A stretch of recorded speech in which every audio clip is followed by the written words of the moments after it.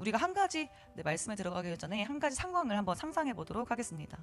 우리가 어떤 집을 정식으로 분양을 받았는데 그래서 계약서도 다 작성했고 잔금도 치렀고 또 등기부 등본에도 분명히 우리의 이름이 여러분의 이름이 소유주로 올라와 있습니다.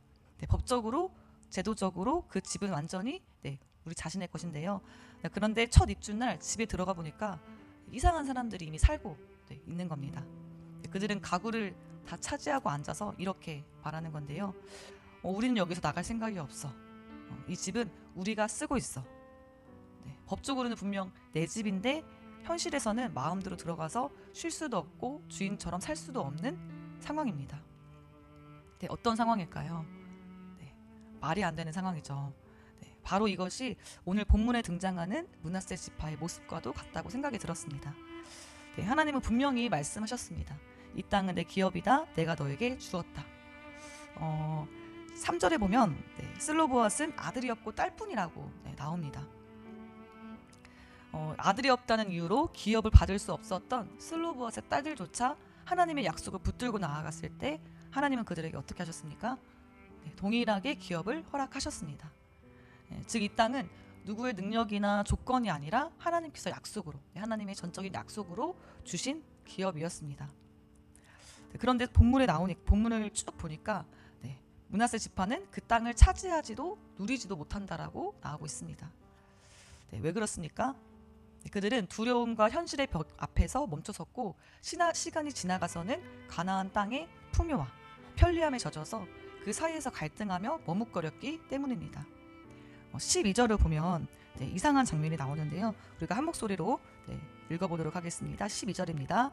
그러나 므낫세 자손이 그 성읍들의 주민을 쫓아내지 못하매 가나안 족속이 결심하고 그 땅에 거주하였더니 가나안 족속이 결심하고 그 땅에 거주하였더니 마치 그 땅이 자기들 땅인 것처럼 살아갑니다. 아이러니한데요. 하나님은 이스라엘에게 분명히 네 땅이다 라고 말씀하셨는데 현실에서는 가나안 사람들이 주인 행세를 하고 있습니다. 처음에는 이유가 분명했습니다. 그들에게는 철병거가 있었고 이스라엘은 두려웠고 그래서 쫓아내지를 못했습니다. 그런데 더 심각한 문제는 13절입니다. 13절 말씀도 우리가 한 목소리로 읽도록 하겠습니다. 이스라엘 자손이 강성한 후에야 가나안 족속에게 노역을 시켰고 다 쫓아내지 아니하였더라. 이제는 상황이 달라졌습니다. 힘도 생겼고 여건도 나아졌는데 이번에는 이스라엘 자손이 강성한 후에야 다 쫓아내지 아니하였다라고 합니다. 이번에는 쫓아내지 못한 게 아니라 쫓아내지 아니하였다라고 말합니다. 그 땅이 주는 이익 그리고 그 사람들 가나안 사람들을 통해서 얻는 편리함과 풍요가 너무나도 달콤했기 때문입니다.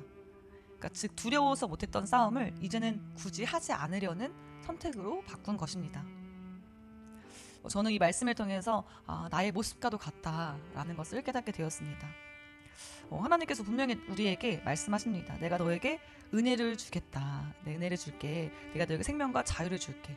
그것을 누려봐. 처음에는 두려움 때문에 한 발 물러서고 나중에는 세상이 주는 안정감과 익숙함이 좋아서 그 사이에 머물러 버립니다. 충분히 누릴 수 있음에도 누리지 못하고 이미 내 것임에도 마치 빼앗길까 전전긍긍하며 살아갑니다. 그 모습이 므낫세 지파의 모습이고 어쩌면 오늘 우리의 모습일지도 모릅니다. 본문 후반에 가면 요셉의 자손 곧 에브라임과 므낫세 지파가 여호수아에게 나와서 항의하며 말합니다. 17장 14절 말씀입니다. 우리가 오늘 본문 말씀은 아니지만 한 목소리로 한번 읽어보도록 하겠습니다. 요셉 자손이 여호수아에게 말하이르되 여호와께서 지금까지 내게 복을 주심으로 내가 큰 민족이 되었거늘 당신이 나의 기업을 위하여 한 제비 한 분깃으로만 내게 주심은 어찌함이니까 하니. 이 말의 핵심은 이것입니다. 하나님이 우리를 크게 하셨는데 왜 우리의 삶과 현실은 이 정도입니까? 그때 여호수아의 대답이 너무나도 중요합니다. 여호수아는 그들의 불평을 부정하지도 다시 땅을 나누어 주지도 않습니다.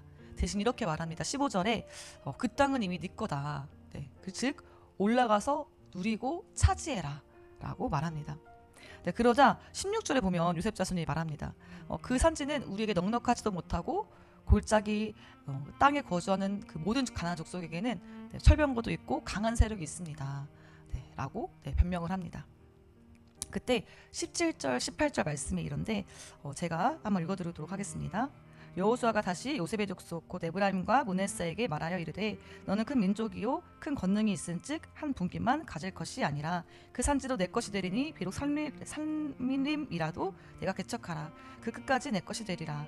가나안 족속이 비록 설변거를 가졌고 강할지라도 내가 능히 그를 쫓아내리라 하였더라. 네, 아멘. 즉 여호수아의 메시지는 분명합니다. 그러니까 하나님이 주신 기업은 두 손 놓고 기다리라는 것이 아니라 차지하라 라고 말하고 있습니다. 분명히 네가 그들이 철병거를 가졌고 가져강할지라도 너는 분명히 그들을 쫓아낼 수 있다라고 선포하고 있습니다. 네, 오늘 말씀을 통해서 하나님이 우리에게 원하시는 두 가지를 볼 수 있는데요. 첫 번째는 누리라는 겁니다. 하나님은 이미 소유권을 우리에게 넘겨주셨습니다. 이미 복을 주셨고 이미 기업으로 우리에게 주셨습니다. 즉 하나님이 주시는 은혜는 미래에나 가능한 약속이 아니라 현재 이미 우리에게 주어진 약속입니다. 그래서 하나님께서는 우리에게 이미 주었다, 이미 네 것이다, 그러니 누려라 라고 우리에게 날마다 말씀하고 계십니다. 네, 두 번째로는 몰아내라는 겁니다. 여호수아는 분명히 말했죠. 개척하라. 비록 그들이 철병거를 가졌어도 강할지라도 너는 쫓아낼 수 있다. 은혜는 하나님이 주시는 하나님의 은혜는 가만히 앉아만 있어도 저절로 누려지는 것도 있지만 또 분명히 주셨지만 그 은혜를 누리는 과정에는 우리의 순종과 결단도 필요합니다. 세상과 적당히 공존하면서 누리면서 편리함과 풍요에 젖은 채 누리는 은혜는 하나님이 원하시는 은혜가 아닙니다. 그래서 오늘 말씀을 통해서 하나님이 주시는 은혜는 포기하라고 주신 것이 아니라 나에게 누리라고 주신 것이다. 그러나 그 은혜는 하나님이 원하시지 않은 것들을 적당히 안고 타협하며 누리는 은혜가 아니다라는 것을 깨닫게 됩니다. 그래서 그것은 내 거다. 네 은혜다. 강해 보여도 현실이 버거워 보여도 너는 능히 이길 수 있다. 그 주님의 음성이 우리 삶 가운데도 동일하게 들리기를 소망합니다. 오늘 말씀 앞에서 내가 누리지 못하고 있는 게 무엇일까? 두려움 때문에 혹은 편안함 때문에 내가 그들을 두고 있는 내 안에 가나안 족속은 무엇일까? 주님 앞에 나아가 누리되 몰아내며 누리는 참된 믿음의 삶을 나아가는 저와 여러분이 되기를 소망합니다.